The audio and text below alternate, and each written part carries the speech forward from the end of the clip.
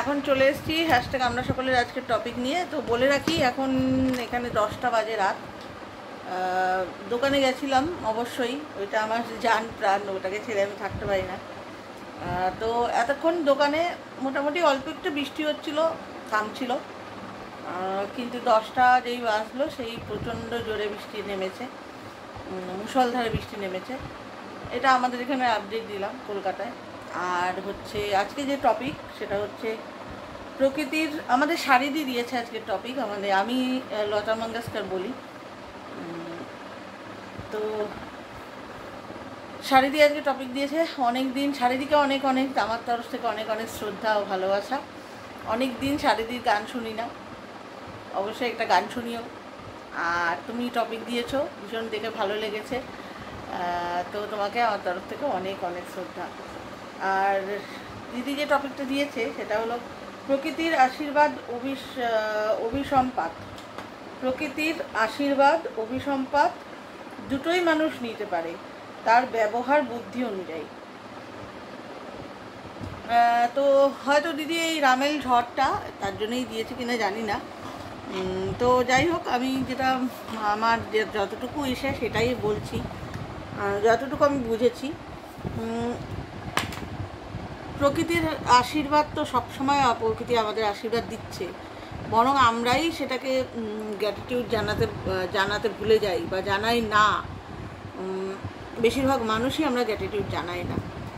তো এই যে এখন যে ঝড় আসতে চলেছে, একটা রামেল ঝড়, যার নাম দেওয়া হয়েছে রামেল।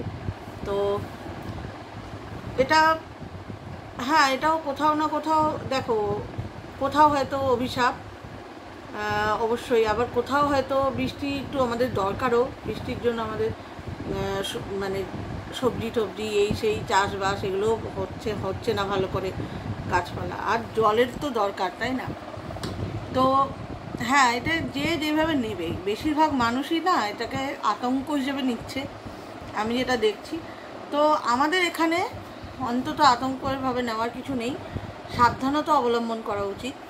তবে সুন্দরবন, দীঘা এসব দিকে এটা খুব একটা ভয়ঙ্কর রূপ নিতে পারে, এইভাবে জানানো হচ্ছে।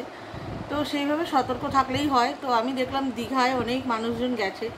তো এই রামেলের ঝড়ের পূর্বাভাস তো অনেক দিন আগে থেকেই দিচ্ছে, তাই না? তো আমার মনে হয় দীঘায় পর্যটক যারা গেছে তাদের না যাওয়াই উচিত ছিল।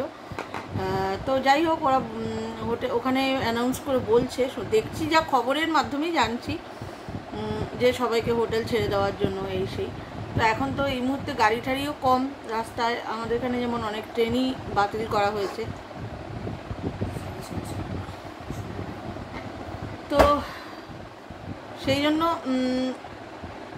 অবশ্যই সাবধানতা অবলম্বন করতে হবে। যে কোনো প্রকৃতির যা কিছু আমাদের হাতে না, তো সেই জন্য একটা ঝড় আসছে বা যাই আসছে, সাবধানতা অবলম্বন করতে হবে।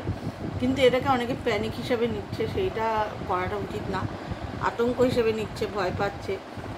যেটা হবে সেটাকে আমরা কিছু করতে পারবো না। প্রকৃতির যেমন প্রকৃতি আমাদের নিঃস্বার্থভাবে সমানে দিয়ে চলেছে, সেটাও আমাদের হাতে নেই, উনি দিয়েই চলেছে, আমরা নিয়েই চলেছি।